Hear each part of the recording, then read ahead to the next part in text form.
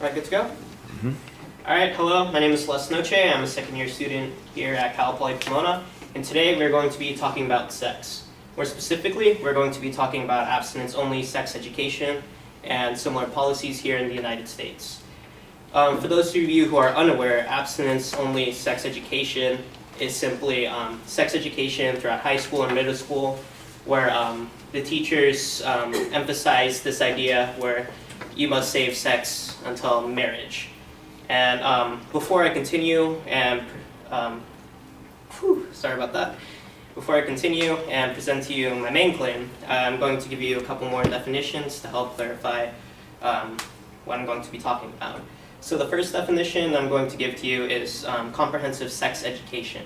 Now this differs from abstinence-only sex education, in which it introduces concepts such as safe sex, contraception, and other similar things. Abstinence-only sex education usually has a tendency to not announce things such as safe sex, and kind of leaves teenagers up to figure out what that means. So my main claim that I'm going to propose to you is that abstinence-only education is less effective at reducing pregnancy rates amongst teenagers. And I'm going to be proposing 3 claims that will support this. 1, it's going to be a personal claim about my mother. 2, I'm going to be comparing states and their abstinence-only programs to states with comprehensive sex education programs. And 3, I will be comparing the United States as a whole to other countries that have sex more as a norm, whereas they don't even mention the concept of abstinence. So first, I'm going to be talking about my personal experiences. My mother, she went to a Christian school, and there in the 90s, we're only allowed to talk about abstinence-only sex education and to a minimal level. Obviously that failed because I was born when she was 17 years old, and so that is a good statement to show that abstinence-only sex education is very inefficient in the concept that it doesn't really teach children about safe sex, and it more tells them that sex is more of a demonized and taboo concept.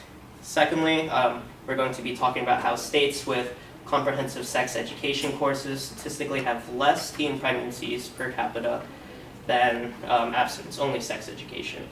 So my example for this one is going to be the state of Arkansas. Now the state of Arkansas is located in the south and southwest region, so there a lot of states do have a abstinence-only sex education concept, and according to the Guttmacher Institute, which is a leading research and policy organization committing to advancing sexual research and policy and promotion to other younger students. In Arkansas, when provided, sex education must, and it is mandatory, that it includes the importance of sex only within marriage and a heavy emphasis on abstinence. Further, in Arkansas, sex education is not even close to being mandatory, or is it even regulated other than the fact that you must teach abstinence. Now, a study shown by the NCSL, which is the National Conference of State Legislatures, what this conference does is it's a special interest group that keeps states in check to make sure that their legislature and their policies are being effective. Arkansas showed that approximately 82 of every 1,000 girls from the ages of 15 through 19 became pregnant in the year of 2008. This made Arkansas the 4th highest birth rate amongst teenagers in the country.